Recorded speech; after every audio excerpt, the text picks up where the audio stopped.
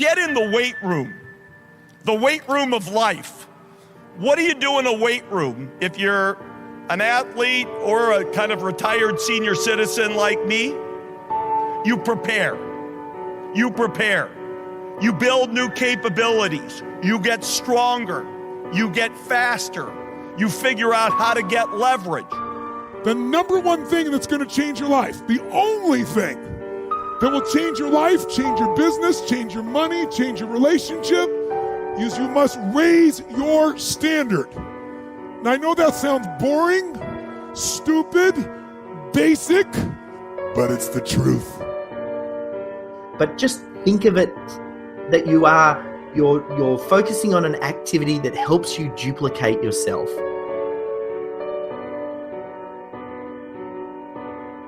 If you want to function at your highest level, you should not invent yourself. You must discover the nature of what this is.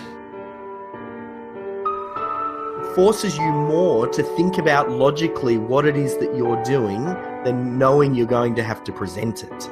So it's a great way to really get it out of your head what it is that you're trying to do.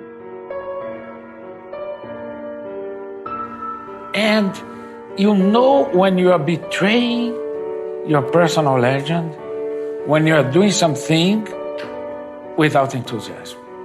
And worse, you know that you have this good excuse, I'm not ready, which is just an excuse.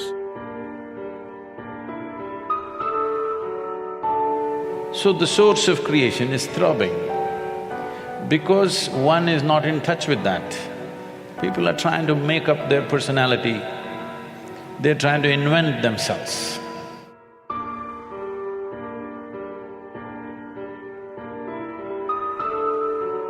Maybe you're worried about what people think of you, what people say about you. Just that fear paralyzes you. And I just want to ask you today, do you think you have hope?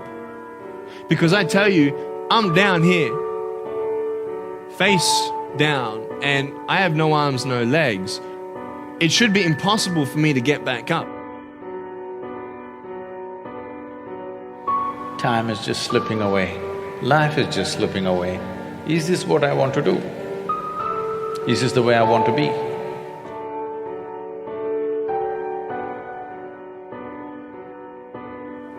Set yourself to work with reflection and intelligence, either at your prescribed duty, carry it out in the most scrupulous manner.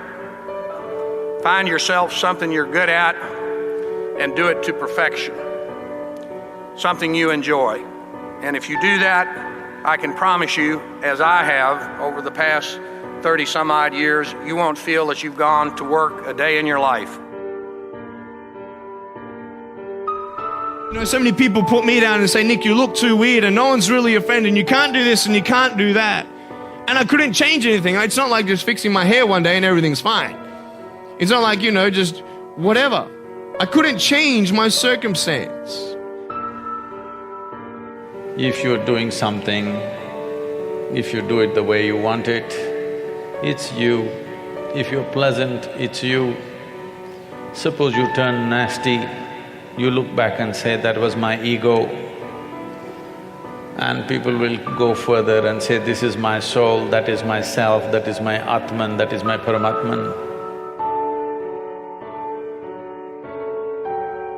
It was so hard, man. I thought to myself, I can't go on the soccer field like everybody else, and I can't ride my bike, and I can't skateboard, and all these sort of things. And I started getting depressed.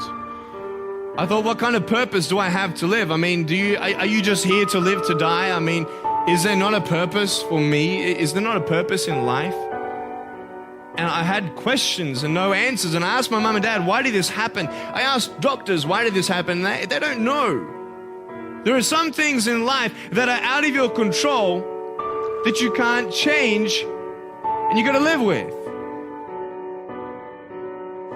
In that role, I encountered students who had every advantage. Their parents paid their full tuition, they lived in beautiful campus dorms, they had every material possession a college kid could want, cars, computers, spending money. But when some of them got their first bad grade, they just fell apart. They lost it because they were ill-equipped to handle their first encounter with disappointment or falling short. But graduates, as you all know, life will put many obstacles in your path that are far worse than a bad grade. You have to make yourself more valuable. You just have to get better. You have to keep growing. You have to keep learning. You have to keep developing. Why? Very simply. If you're leading the pack, you've got to be able to give what you have, and you can't give what you don't have. And so therefore, you've got to put a lot of good stuff in so that you can pass it on to others and share with them and add value to them. Thirdly, if you want to add value to people, they are still an accumulation of many things finding expression. If you are sincere enough to look at yourself, unprejudiced looking, if you do, you will see what you consider as myself is a combination of many influences. What a fantastic way to, save yourself some time focusing on things that have a real long lifetime to pay off, rather than something that gets you a real quick win right now, because then usually those quick wins, you just have to keep reinventing yourself.